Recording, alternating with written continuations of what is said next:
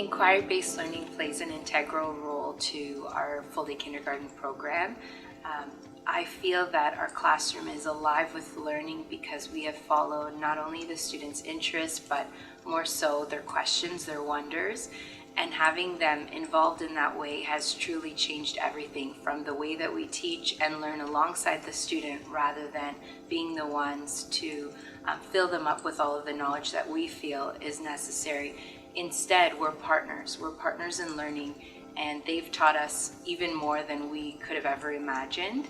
The engagement in the room is unbelievable. I walk in every day and I'm so thankful for the opportunity to work with these amazing, capable, strong learners. I like to look at the program document and think, if this is the topic that we're working on, how can I sort of incorporate other parts of the curriculum in a natural, authentic way for the students? A group of 6 is really helpful because it allows me to really listen and document, and that documentation piece is so important for me later on when I'm thinking about assessment. I document word for word what they say. Sometimes I videotape them, other times I may audio record or just type out what they're saying. I take photographs of our learning and I hold on to all of their work samples. I find that it's very, very important when we're planning to be responsive, and the daily documentation that we take, the photographs, the notes, the work samples, they support the planning and they allow us to see what's happening day to day and then project forward what we might do the next week. I plan week at a time rather than 3 months at a time, which is what I was used to.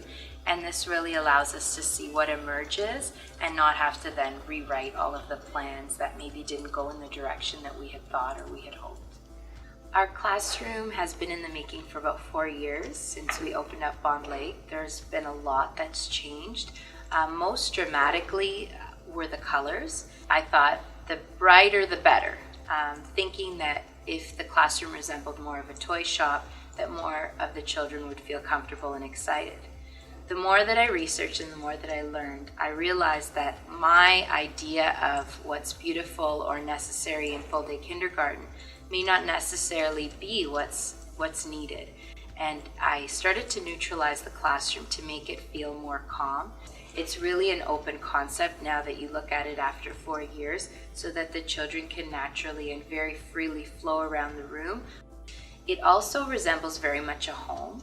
And when children come to school with the soft music playing in the background, it isn't such a change. Instead, it's a place to respect the materials, to respect your peers, to respect yourself. The classroom also has a lot of natural elements from the outdoors, but we also take a lot of our classroom outdoors. So it's sort of this interesting relationship that we've formed with nature.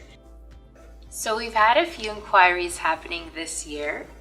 One of them started out as a question around the stars and the night sky.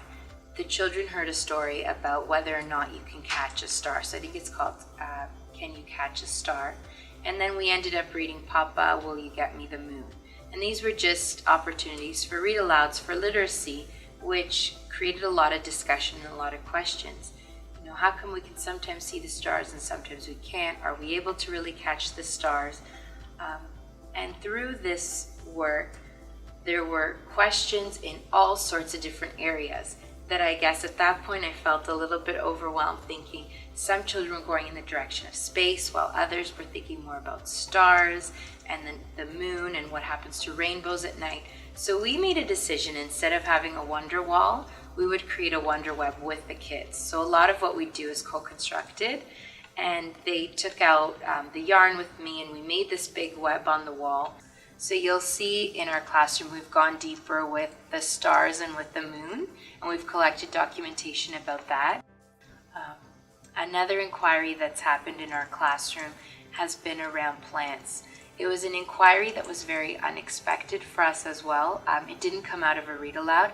In fact, it came out of some lemon seeds that a child came into school. So she came in and said, could we plant my lemon seeds? And of course, as an educator, I had my ideas of what I wanted to do that day. But instead, I went with it And I was really excited, and I said, okay, well, let's bring out the iPads and let's research what we might do with these seeds and how we can prepare for planting them. And through that, the other children were curious, and they started to have their snacks, and they noticed that in their tangerines there were seeds. So lo and behold, they're bringing in more seeds, and we're now making a comparison between a lemon seed and a tangerine. An inquiry can start with such a small, spark, a little seed. So I called it the tiny seed of an inquiry. But it never turned out to be tiny. It's actually much bigger than we anticipated. And I guess that's what ends up happening, the beauty of inquiry. So it wasn't the lemon seed that grew, it was a black bean. And I love sharing this story because we have a beautiful stuff project where the kids bring in things from home. So we had all those beautiful items in our sensory tab. Black beans were part of them. Beads, jewels, feathers, whatever you can imagine was in this tab. Of course, at the time, what the children valued were the jewels. But when they realized that the black beans were the magical ones that sprouted into a plant, what they ended up collecting and sorting through and trying to save were these magical black beans, as they call them. So now it's turned into an entire inquiry around growth. We've made a garden, and we're investigating, I'm sure, well on into the spring. I thought this inquiry would have been one that is, only for the spring. However, it came out in December, and I think that's absolutely okay. I don't think inquiries are limited to a season. They're based on, when they might naturally emerge in the classroom.